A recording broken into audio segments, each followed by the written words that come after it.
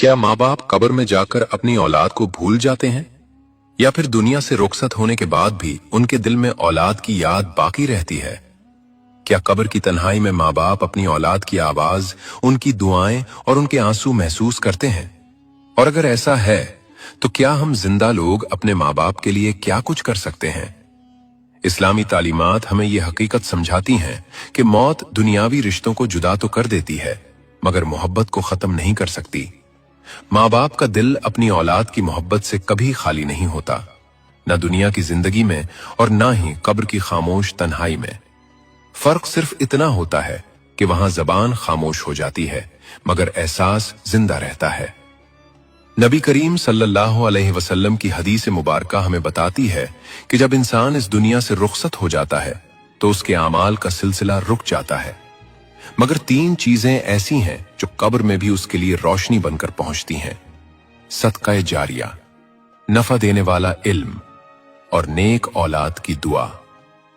यह हदीस इस बात की गवाही है कि औलाद की दुआ कब्र की दीवारों को भी उबूर कर लेती है,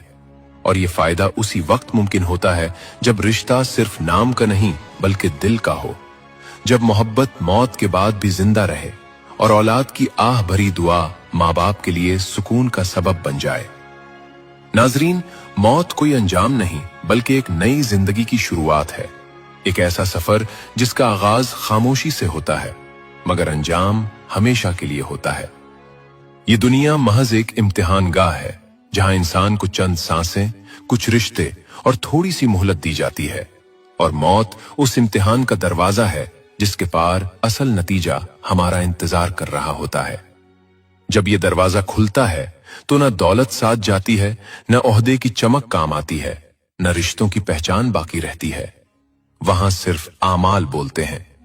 वो आमाल जो हमने तन्हाई में किए, वो नेकियां जो दिखावे से पाक थीं, और वो गुनाह जो हमने ये समझकर किए कि कोई देख नहीं रहा। कब्र एक ऐसी जगह है जहां सच और झूठ हमेशा के लिए जुदा हो जाते हैं, जहां गुरूर मिट्टी में मिलकर अपनी हकीकत खो देता है और इंसान पहली बार खुद को पहचानता है कि वो असल में क्या था, न वो जो वो दुनिया को दिखाता रहा बल्कि वो जो वो अल्लाह के सामने था। नाजरीन, क्या आपने कभी तन्हाई के किसी लम्हे